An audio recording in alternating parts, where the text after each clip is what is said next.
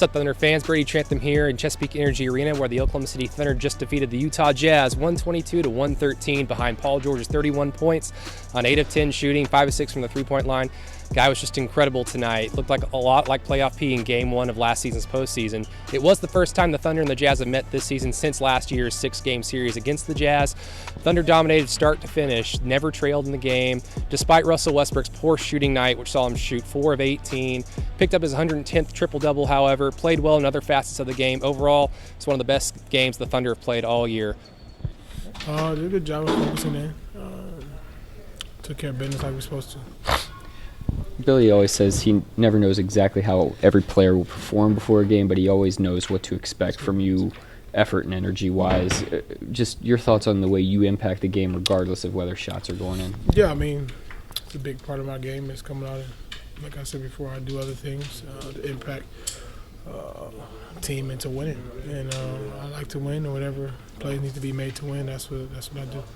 31 points on 10 field goal attempts for PG tonight.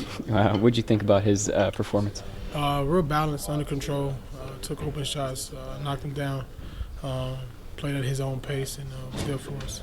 Russ, with the way Paul has played this year, there's been some talk about him getting in the MVP conversation.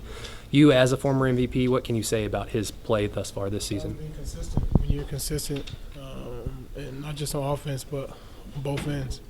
When we consistently defend, we're the best defensive team in the league. I think we may have the second best record as well, but ain't too much you can add when you have all that's going for us. Russ, we're able to add Dennis Nerlens and Hami in the offseason. Those are guys who weren't a part of that series against the Jazz, but tonight they come in and they combine for 40 points. What does it do for you going up against a team like the Jazz that you face in a playoff series with those guys now? Go win. Russ, there's been some talk that Paul looks more comfortable this year. How have you seen it play out? Just being himself. When he's aggressive, when he plays his pace, he gets any shot he wants. Can score on anybody in the league. And as you've seen, he's been doing it all season. Everybody step up, everybody do their role, do their job, and we're going to be fine. Paul, you were obviously feeling it from behind the three, but as Billy talked about, with your drives, you were also getting to the free throw line.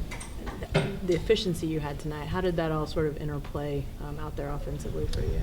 I thought I just let the game come to me early. That always puts me in a good rhythm and where I can feel like, I can pick and choose when to attack and be aggressive. It always just slows me down instead of just playing, out of pace for myself. I just got into a rhythm, slowed the game for myself, and again, it's always easy on catch and shoots when Russ attacks, penetrates, and I'm the recipient on the other end. Paul, what does it do when you all are able to throw multiple bodies at Donovan Mitchell on defense? It just wears them down. At the end of the day, Donovan is big talent. He can score the ball like the elite. He's elite offensively. So as much as we could just keep a body on him, fresh body on him, I've dealt with that, having to go through waves of defenders. It wears you down. When you're in a shooting rhythm like that, what's your mindset? You had 17 in the third quarter. What's your mindset when you're in that rhythm? You just stay in that rhythm. Keep shooting, keep looking to be aggressive, and just stay in that rhythm. I think what made it, easier offensively for us was the other team scrambling, trying to, figure out who's matching up with me, and everybody else around me was attacking, getting to the paint, and making plays. It just opened the floor up, I thought, for everybody. What happened on that play when you bumped knees, I guess? You good? Yeah. I'm all right. It just knotted up. My knee knotted up. But I'm all right. Be good. Did you hear the MVP chants? And if so, what did you think of them? I did. Like I stated, I'm going to just play hard. If that happens in the end of the year, then so be it. That's the least of my concerns. Right now, I'm enjoying playing with this group. We got a special group here. We want to win. We want to win big. That's first and foremost. Anything else after that, it's appreciative, of course, but that's not the concern. Paul, Russell's pretty obviously frustrated with the shooting right now. He doesn't hide that very well when he's out there. But, I mean, he's obviously had the start and start and all with the injuries. What do you talk to him about, or what do you try to, impart on him as he sort of works through all of this? Well, I just talked to him in the back and told him it's an 82-game season. And I told him I got your back. He's had me on plenty of occasions where I had an off night and Russ took over offensively and put the game on his shoulders. I'm his counterpart. I got to do the same for him when the ball's not going in.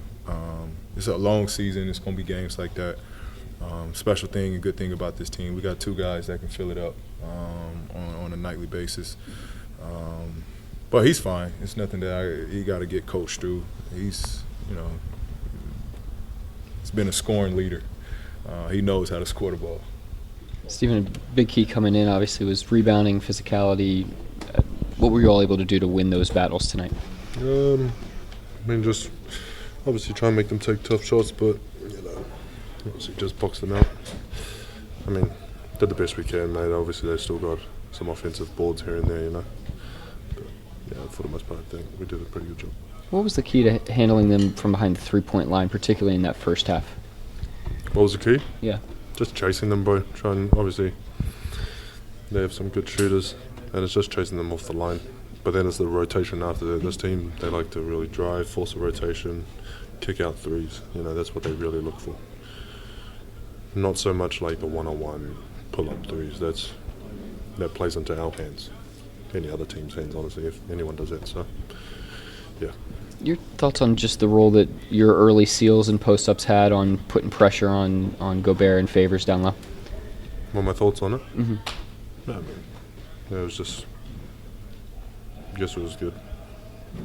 What's the value within the flow of your offense or within your job in the offense? What was the flow of it? Yeah, and I'm sorry, when you do that, when you have those early post-ups, yeah. What impact does that have just on the entire offense as a team? Our offense still runs smoothly either way. They didn't change anything really. I guess the most advantage that we had was Gobert getting into a bit of foul trouble. But other than that, mate, it's no huge adjustment that they make, and rightly so you shouldn't. So I guess there was some flow from that. Sure. This Jazz team can score, and they are usually quite efficient. You were able to force them into 20 turnovers tonight. What was the key defensively throughout most of the game? Just playing hard. Going out there, leaving it all on the floor, and just trusting our game plan. There's some things that you all picked up in that fourth quarter that you feel like you can do at a higher level moving forward? Oh, yeah, definitely. Just going out there and making sure that we're finishing games strong. That's something that we got to focus on each and every night. You were out for about 2 weeks and have kind of seemed like been getting your rhythm back. How was tonight for you to continue to do that? Well, it was good. It's always good to be out there. Another game in the books, so just trying to play as much games as possible. How important is it for guys like you, Nerlens, Dennis, to be able to contribute off the bench some scoring? I think you all combined for about 40 points tonight. It's huge. It's huge for guys like that to coming off the bench and contributing each and every night. And trying to get better at it. Just trying to make sure that the slack isn't down when the second unit comes in. So that's what we're trying to pick up on, and just trying to go out there each and every night and just fight, pretty much. Now, the Thunder will practice tomorrow in Oklahoma City before getting on a plane and taking off to New Orleans to take on the Pelicans on Wednesday night. They will play in Denver on Friday night before returning to Oklahoma City for the second night of a back-to-back Saturday night. Until then, stay tuned with us at thefranchiseok.com, 107.7 The Franchise and 107.9 in Tulsa.